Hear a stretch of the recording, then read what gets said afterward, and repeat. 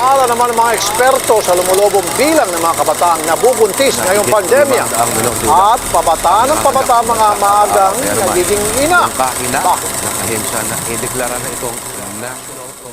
Sabi daw nila, ang pagiging ina ay isa sa pinakmagandang bagay sa mundo. Isang biyayang inaasam. Pero, paano kung ang biyayang ito ay naging isang kalbaryo? Paano kung ang ngiti ay napalitan ng luha at ang pag-asa ay nalunod sa gutom at pagod?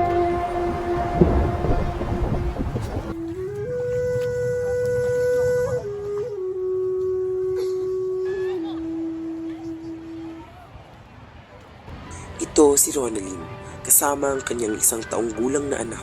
Sa murang edad na 15 anyos, mayroon na siyang 2 anak. Isang kabataang inagawan ng kabataan at pilit na maging ina bago pa man lubos na maintindihan ang mundo. Mula sa malayong bundok ng Ozame City, kami bumiyahe. Tinahak namin ang masukal at mapanganib na daan patungong Gutukan Dako. Isang liblib na lugar na tila ba'y nakakalimutan sa tuktok ng kabundukan. Dito nagsisimula ang ating kwento. Kwento ng pag-asa, ng katatagan at ng isang batang ina na pilit bumabangon sa gitna ng kahirapan. Maaari mo bang ikwento ang tungkol sa iyong sarili at sa iyong pinagmulan? Ako po si Ronalyn, 16 taong gulang mula sa Gutukan Dako, Ozame City. Isang batang ina. Nagsimula pong gumuho ang buhay ko nung namatay ang nanay at tatay ko. Lasinggero po ang tatay ko at ang nanay ko ay may malubhang sakit. Wala po kaming pampublikong hospital na sakto sa gamit. Nasa ibaba pa po yun ng bundok. Dito po sa bukid malayo po ang hospital at wala kaming mahinga na tulong, pangkalusugan at gamot dito sa bukid. Pag wala kang pera, talo ka.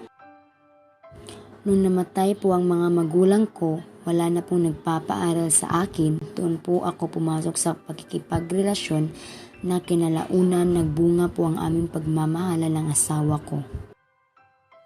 Ronalyn, ano ang mga kinakatakutan mo na may kaugnay nito? Yung dumating po ang panahon, ma'am, na hindi ko maibigay sa mga anak ko ang tulong na kailangan nila tulad ng pera, pagkain at pag-aaral. At baka kung dumating po ang araw na yun, magiging katulad sila sa akin, ma'am. Ano ang isa sa pinakamalaking hamon na hinaharap mo? Ang pagiging ina po, ma'am, dahil po nahirapan po ko sa pinansyal na bagay dahil hindi po kami mayaman, ma'am. Gusto ko pong mag-pills po para mag-control pero ma'am, mahal talaga ang pamasahe para bumaba sa mundok. Yung pamasahe pang bibili na lang namin ng bigas at pangangailangan sa bahay, ma'am. Wala din kaming health center dito, ma'am, para sa mga ganyang bagay. Oh, Ronalyn, kumusta ang lagay niyo ngayon? Naiiyak na lang po ako, ma'am, kasi hindi po ito yung buhay na pinapangarap ko sa aking mga anak.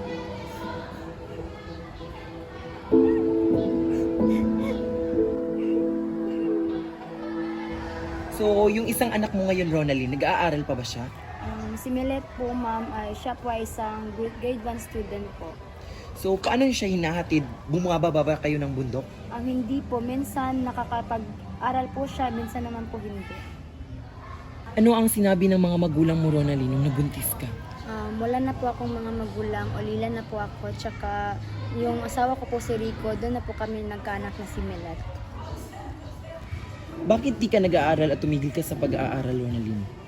Grade 3 lang po yung natapos ko, ma'am. Tsaka dito po sa mundok namin, malayo po yung paaralan.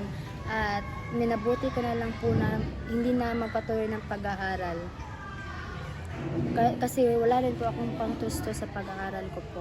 Karamihan sa kaalaman ng mga estudyante tungkol sa katawan, pagpipinunta, pagdadalaga sa sex education, dito nila unang natutunan sa paaralan. Sa mga klase namin, binibigyan namin sila ng tamang kaalaman para maintindihan ang sarili nilang katawan at mga responsibilidad na kaakibat nito. Pero kapag hindi sila pumapasok, nawawala ang gabay. Doon na sila natututo sa maling paraan katulad ng social media, chismis at mga karanasan na hindi na mababaw. So, Ronalyn, meron ka ba narinig na mga libreng programa sa pag-aaral na sa mga katulad mong mga estudyante dito sa inyo sa bukid? Wala po, pero may narinig po ako sa kabilang bayan na meron po sa kanila at dito sa amin walang ganyang programa dito eh. May mga programa ba o solusyon bang inilunsad sa inyong pamalaan?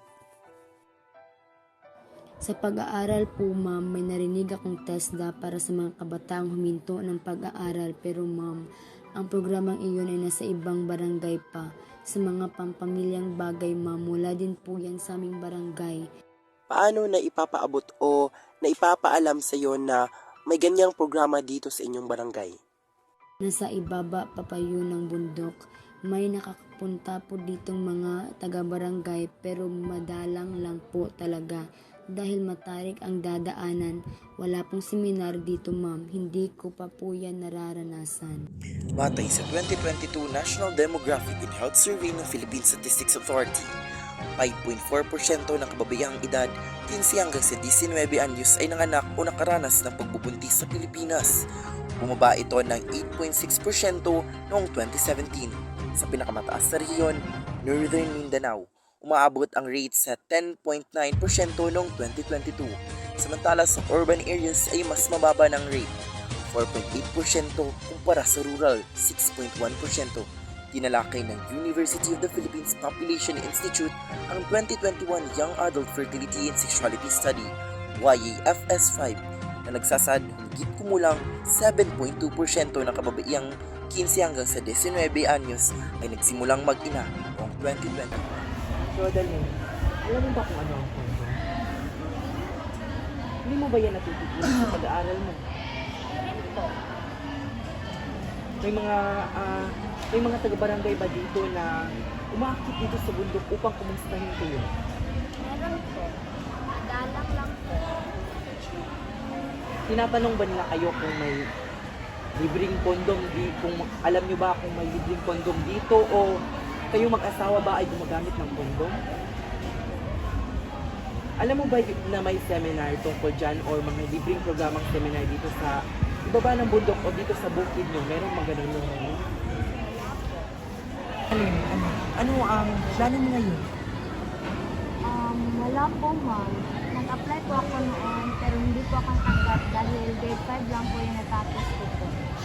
Kaya tapos po ako. Yan ba ang dahilan kung bakit hindi ka pa nakakapag-aral, anak? Okay. Wala po akong pera. Kung sakaling ikay nakapagtapos, ano sana ang gusto mong trabaho?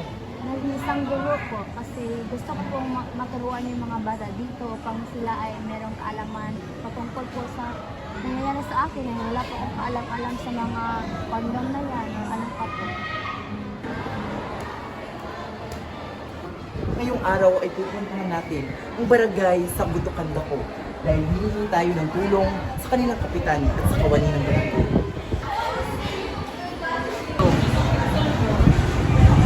Magandang hapon po! Magandang kapitan! Magandang araw, kapitan. Ako po si Kayla David. At ito, ngayong araw, meron sana kaming sitwasyon na sana'y kami inyong matulungan sa aming problemang aming idadaig tungkol sa isang nasakrupan mo dito sa inyong barangay. Magandang araw po ma'am, ako po ang kapitan sa barangay nito. Naawa po ako ma'am sa mga nasasakripan ko dito dahil wala kami sapat na pundo para sa mga pangangailangan ng kalusugan, lalo na sa mga pampilyang bagay. Naiiyak po ako ma'am dahil ako ang ama sa lugar nito. Wala akong magagawa. Pero hindi ito ang luha ng pigati dahil ito ay luha ng kahilayan. Dahil sa susunod na buwan, mayroong palibreng seminar na libreng pag-aaral sa mga estudyanteng kapos na wala kahit 5 duling na pabayaran. Sagot na yan sa gobyerno. Magtatayo na rin kami ng bagong health center para sa mga taga-bundok na libreng condom, pills, at maintenance. At hindi lang yan ma'am. Kung sakaling may part-time job, pwede makapasok ang mga katulong ni Ronaldin at matutulungan namin siya. Yun lang po. Ako po si Arminda Gonzalez, kawani ng DSWD. Bilang bahagi ng aming layunin na suportahan ang mga tulad ni Ronaldin, isang batang ina na humaharap sa hamon ng buhay. Maglulunsad kami ng libreng seminar tungkol sa tamang kaalaman sa kalusugan. Magbubukas ng health center sa kanilang komunidad at magbibigay ng libreng edukasyon para sa mga kabataan na gaya niya. Lahat ng ito ay para masigurong may pag-asa, direksyon at mas maliwanag na kinabukasan silang haharapin.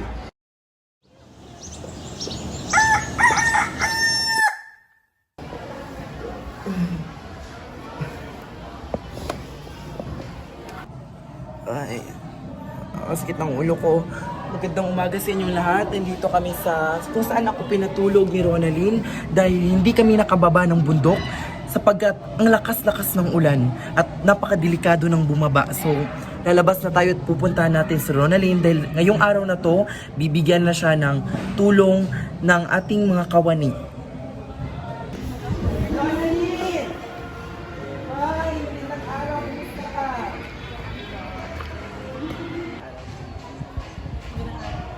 Ronalyn, naalala mo pa ba si Kapitan Johnson at si Ma'am Armida? Ngayong araw ay sila ang ating hininga ng tulong na may ibibigay sana sa iyo kunting tulong na pagkain at pera. Hindi mo sana itong maliit na So Ronalyn, ano ang iyong pakiramdam ngayon? Papasalamat po ma'am kasi hindi ko pinasanit. Si Ronalyn ay isang batang ina na biktima ng kawalan ng sapat na edukasyon. Hindi dahil ayaw niyang mag-aaral, kundi dahil wala lang paralan sa kanilang lugar. Sa murang edad na pilitang huminto si Ronalyn sa pag-aaral, sa halip ng mga libro at lapis, ang kanyang araw-araw ay napuno ng responsibilidad hindi bilang estudyante, kundi bilang ina sa kanyang sariling mga anak.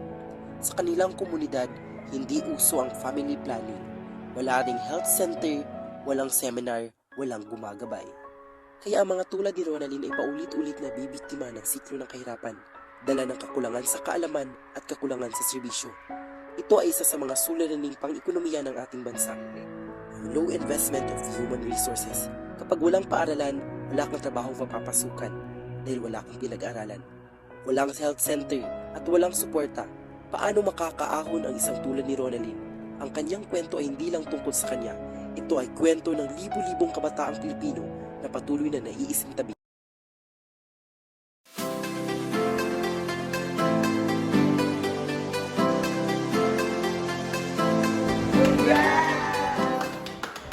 Ako po si Ronalyn, isang batang ina na tinulungan ni Ma'am Kayla David, Ma'am Arminda, tsaka ni Kapitan Johnson. Ako po ay lubusang nagpapasalamat sa Panginoon at sa kanila dahil kung hindi po dahil sa kanila, hindi po mababago ang aking buhay at hindi ko po mararating kung ano po ako ngayon. Ngayon po, ako po ay isang ganap na guro dahil sa kanilang tulong. Maraming salamat po.